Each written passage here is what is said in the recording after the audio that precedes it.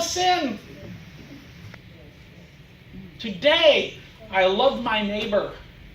And when you finish each day completing the work he's given you, you'll finish a life completing the work. The Apostle Paul, at the close of his life, said this: I fought a good fight. I've kept the faith.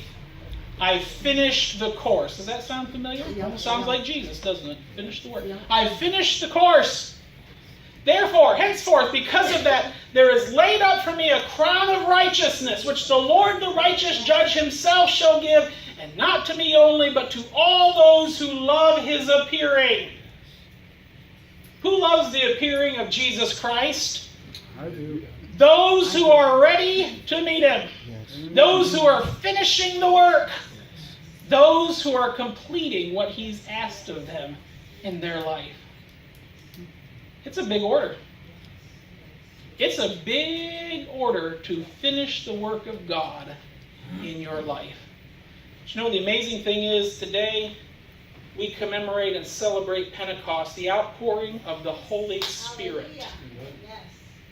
How do you finish the work? How do you finish today completing what he's asked of you? How do you live that holy life? How do you love the unlovable? How do you glorify him? How do you make him real? How do you share his words? How do you keep your focus when there's so many distractions? It's through the outpouring of the Holy Spirit in your life, the power of his presence in you. The Holy Spirit was given on Pentecost to equip the believers to do the work of God that God had called them to. And the same Spirit of God is available for believers today to equip them to do the work that he's called you to do. He's called us to live in victory over sin. Difficult? On our own, yes. But with the Holy Spirit at work within us, absolutely possible. Absolutely. He's called us to win the world for Christ. Difficult?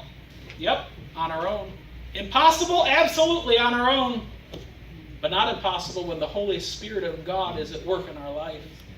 He's called us to love the unlovable, to forgive the unforgivable. He's called us to so many things that in our own human strength and ability are difficult or impossible. But he doesn't call us to do it on our own. He promises the Holy Spirit that will fill and empower believers to finish the work he's called them to do. And I encourage you this morning, church, God has a calling for everyone here. He has a calling for this group of believers. And someday when you stand before him, he has a crown of righteousness that he wants to place on your head when you finish the work. I encourage